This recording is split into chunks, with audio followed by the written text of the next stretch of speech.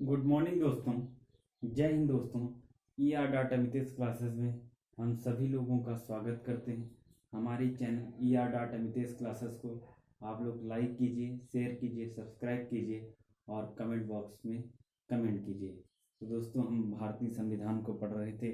भारतीय संविधान के अंतर्गत I am discussing about the Indian constitution. What the main act we have the performing and making the Indian constitution. हम उस विषय के बारे में बात कर रहे हैं कि कौन कौन सी चीज़ें थी जो भारतीय संविधान को बनाने में आई और क्या क्या अंग्रेजों ने अपने हिसाब से रूल बनाया था। तो पहले हम हिस्ट्री के बारे में जानेंगे, इतिहास के बारे में। फिर हम उसको मॉडर्निटी में क्या करेंगे, कन्वर्ट करेंगे हिस्टोरिकल प्रोस्पेक्टस को।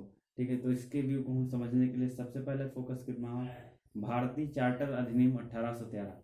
इस अधिनियम के अंतर्गत ये कर दिया गया कि कंपनी के जो एकाधिकार थे उसको क्या कर दिया, उसको एकाधिकार को समाप्त कर दिया गया।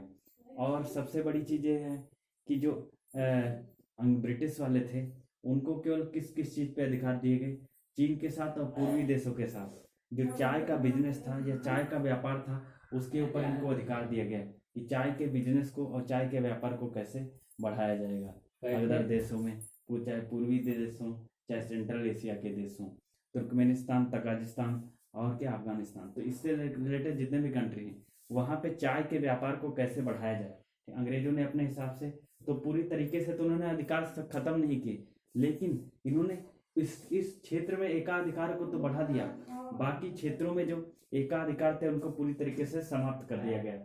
उसी थ्रू के जहाँ कंपनी के अधिकार पत्र को 20 वर्षों के लिए बढ़ा दिया गया। जो एक राइट्स लेटर था उस लेटर के अंदर कुछ अधिकार दिए गए हुए थे कि कंपनी के अंदर जो उसके अधिकार थे वो 20 वर्षों के लिए बढ़ा दिए गए। उसका जो कार्यकाल था, उसका जो टेन्योर था 20 वर्षों के लिए बढ़ा दिया गया। कंपनी को कुछ स्पेशल टाइप के अधिकार दिए गए, ठीक है, जैसे कहीं पर जो है व्यापार करने का अधिकार और राजस्व से रिलेटेड जो अपने हिसाब से चीज़ों को बढ़ा सकते हैं, चाहे वो जो सामान बेच रही हो कंपनी, तो उस पर क्या हो अपने हिसाब से उसका मूल्य निर्धारण करना, अपने हिसाब से उसका मूल्य तय करना। लेकिन उसके ऊपर भी पूरी तरीके से जो है पूरी तरीके से एकाधिकार उनको नहीं दिया गया, समाप्त कर दिया गया। इसके अंदर केवल पूरी तरीके से जो एक ही चीज के अंदर एकाधिकार दिया गया वो हमारा क्या था, चाय का व्यापार, ठीक है, जिसको क्या बोलते थे, टी का जो ऑक्यूपेशन था, बिजनेस था, उसके ऊपर पूरी तरीके से इनको एकाधिकार दिया गया। तो ये 2 पॉइंट थे। अगली बात ये रही कि इसके साथ कुछ सीमाओं के अधीन सभी ब्रिटिशों के लिए भारत के व्यापार खोल गए, कुछ सीमाएं बनाई गई, कुछ लिमिटेशन बनाई गई और उसके साथ जो ब्रिटिश नागरिक थे वो हिंदुस्तान के अंदर आकर के व्यापार कर सकते थे, व्यापार कर सकते थे। कहने का मतलब क्या, जो कच्चा माल बनता था वो यहाँ पे तैयार होता था और कहाँ रॉ मटेरियल जाता था, लंदन में। तो वहां से कंपनियां क्या करती थी, सामान बेच करके हिंदुस्तान में अपने सामान को दुगने या दुगने रेट पर बेचती थी, जिससे यहाँ पे बाद में व्यापारियों को अधिक से अधिक क्या होने लगा, शोषण होने लगा। तो ये बहुत बड़ा डिस्ट्रक्शन का प्रॉब्लम बना। बाद में इसका कई सारे हमारे फ्रीडम फाइटर्स, क्रांतिकारियों ने इस चीज का प्रबल तरीके से विरोध किया, एक प्रबल विरोध किया, ठीक है, इस चीज का। तो किस किया कि इसको अधिकार बढ़ा दिया गया। फिर 1813 चार्टर अधिनियम की सबसे प्रमुखता से बात ये थी इसके पहले में जो पादरी होते हैं, ईसाइयों में क्या होते हैं, पादरी होते हैं, जैसे हमारे वहाँ मंदिर में क्या होते हैं, पुजारी होते हैं, और क्या होते हैं उसमें होते जो चर्च होते हैं उसमें क्या होते हैं, पादरी होते हैं, पादरी लोग रहते हैं ना। तो पादरी और जो लोग थे उनको क्या किया गया हिंदुस्तान के अंदर, इसके पहले उनको जो अपने धर्म के व्यापार की क्या है अनुमति नहीं दी गई। लेकिन वो लोग आए तो हिंदुस्तान में जगह जगह ईसाई मिशनरियों की स्थापना की कि ज़्यादा से ज़्यादा कैसे लोगों को क्या किया जाए, बदला जा सके, कन्वर्ट किया जा सके।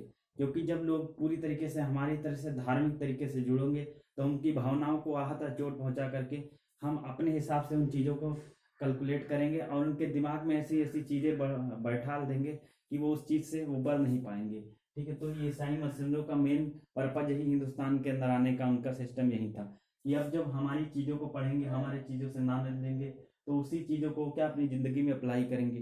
ठीक है, तो उनका यही तो इन्होंने क्या किया, इस अधिनियम के थ्रू उसको भारत आने की क्या आज्ञा मिल गई। ठीक है, तो ये एक प्रमुख चार सबसे प्रमुखता से जो बिंदु थे 1813 ईस्वी के चार्टर नियम के प्रमुखता से बिंदु हमारे क्या थे। ठीक, तो वो हमने आपको बताया कि सबसे पहले क्या किया कंपनी के एकाधिकार को लिए 20 एक अधिकार पत्र दिया गया और उनके कार्यकाल को 20 वर्ष के लिए बढ़ा गया। सबसे पहला बिंदु ये। दूसरा बिंदु हमने आपको ये बताया कि जो पूरी तरीके से इनके एकाधिकार को समाप्त नहीं किया गया। जो चाय का व्यापार था वो क्या था, चाइना के साथ चल रहा था, पूर्वी देशों के साथ चल रहा था, उस पर इनके एकाधिकार को बनाए रखा गया। फिर अगला बिंदु हमने बताया था कि ब्रिटिश जो नागरिक थे वो क्या किया गया, इंडिया में व्यापार करने के लिए उनको छूट दे दी गई। क्या मतलब कुछ सीमाओं के साथ उनको क्या, आओ भैया भारत के अंदर क्या करो, आप व्यापार करो, तो इनको ये छूट दी गई। और 1813 एक प्रमुखता से बिंदु थे। इसके पहले ईसाइयों पादरियों को भारत में आने की अनुमति आज्ञा नहीं थी, लेकिन जब 1813 ईस्वी में अंग्रेजों ने ऐसे नियम बनाए, ऐसे चार्टर पारित किए समय समय पर, जिससे इन्होंने क्या किया, 1813 के बाद ईसाई पादरियों को भारत आने की अनुमति दे दी कि आप भारत के अंदर आइए, आपको सारी सुविधाएं हम भारतीय राजस्व से उसकी पूरी की पूरी व्यवस्था करेंगे और पूरा जो है आपका सिस्टम जो हम चलाने का काम करेंगे वो आप इंडिया के राजस्व से चलाने का काम करेंगे। भारत के खर्चे को यहाँ के लोग जो टैक्स वहन करेंगे, यहाँ के लोग जो कर देंगे, उसी से हम आप लोगों का खर्चा चलाएंगे। तो पूरी की पूरी व्यवस्था अंग्रेजों ने लूटने के अंदर 1813 ईस्वी का जो चार्टर अधिनियम था उसके अंतर्गत किया और व्यापारियों को जोर जबरदस्त तरीके से शोषण किया इन्होंने, ठीक। और ये ईसाइयों ने पूरी तरीके से हमारे हिंदुस्तान के ऊपर क्या किया, कब्जा किया। तो ज़्यादा से ज़्यादा ये आपकी वीडियो थी किस पे, 1813 ईस्वी के चार्टर अधिनियम की, ठीक है। तो दोस्तों कोशिश ये कीजिए इस वीडियो को आप ज़्यादा से ज़्यादा लोगों तक शेयर कीजिए। हमारे channel ER data Mitesh classes को लाइक कीजिए, सब्सक्राइब कीजिए और कमेंट बॉक्स में कमेंट कीजिए और इसी तरीके से अपना प्यार हमारे channel ER data Mitesh classes पर बनाए रखिएगा दोस्तों। जय हिंद दोस्तों, जय भारत।